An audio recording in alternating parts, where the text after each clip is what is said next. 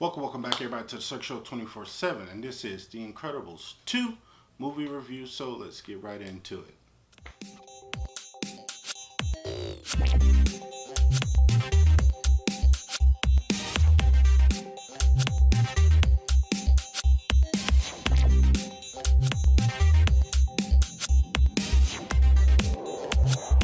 Alright guys, The Incredibles 2. Now we've been waiting on this movie for like 10, 12 years, something ridiculous like that. And it's here. I got to see it yesterday, which was what? Wednesday. Yeah, I got to see it Wednesday. You know, Disney was having a special screening for it. They did a double feature, so you get to see the first one. It goes right into the second one, which is really fantastic. And that's probably the way I would see it again, because the movie literally picks up where the last one left off. It literally picks up, and it's so weird to think about that because you're waiting so long for this movie.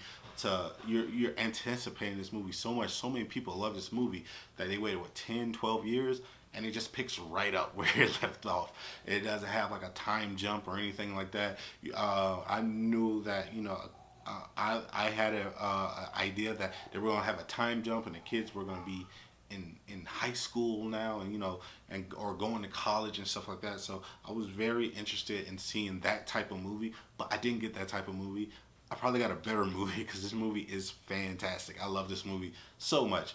And it's weird because I love Pixar movies. My favorite Pixar movie, probably one of my favorite movies, probably in my top 5, is Toy Story 3. I love that movie so much. But for some reason, when it came to all the Pixar movies, Incredibles, the first one, was never like my top 5 favorite movies. And I don't know why. It's so weird to say that because I love superhero movies. I love comic books. I just love the whole aspect. The movie's fantastic. I'm not crapping on the movie or anything. It's a fantastic movie. But it was one of those movies where I was like, yeah, it's really good. But I never always went back to it. And I probably haven't seen it in a long time since yesterday when I got to see the double feature. And yeah, I remember how much I really enjoyed it. But I was like, man, it's not one of my top movies. So it was always weird. But man, this second one is so good. And I don't know what it is. I think because when the first one came out, I was still a kid, still in school, blah, blah, blah. And now I'm an adult. I have kids on my own now, you know what I mean? I have a family. So I think I related to this movie a lot more when it came to the family aspect because I have my own family. And like I said, this movie is genuinely funny. It's hilarious. It's got a lot of heart-wrenching moments. And just the family dynamic is... it's just really good, and it's so weird. I like some of the conversations like Mr. Incredible and Elastigirl were having, just like bed talk they were having. It was just like, man, I have that same kind of talk with I have that same kind of talk. I've had that talk with someone before. I've had that talk before with a girl I was with or anybody. You just realize you have those kind of talks when you're in relationships and stuff. And you have those kind of talks when you have kids, and you watch these, and you watch Jack, who's probably the funniest thing in this movie, do the same things that my kids do. So I just felt like I related to it that much more when it came to the family and stuff like that, and just how they interact with each other. I thought was really good and smart. It was just really.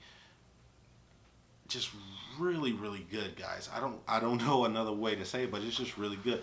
A lot of funny moments, a lot of great action scenes.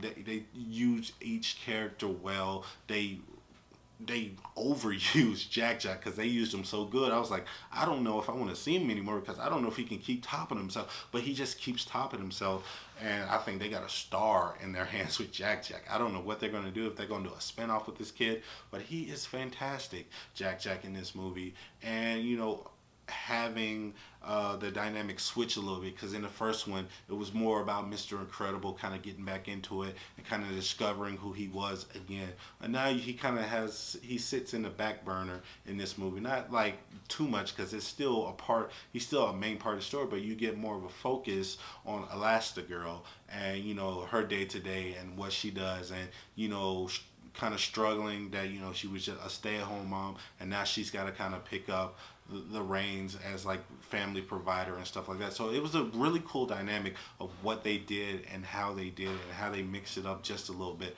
I was really surprised and I was really pleased of what I saw. This is probably one of my favorite movies of the year. If you can hear my kids now, you can tell I understand what he was going through, Mr. Incredible, because my kids play all day, 24/7, 365. They never go to sleep. They never shut up. They never stop watching TV. They never stop taking the remote.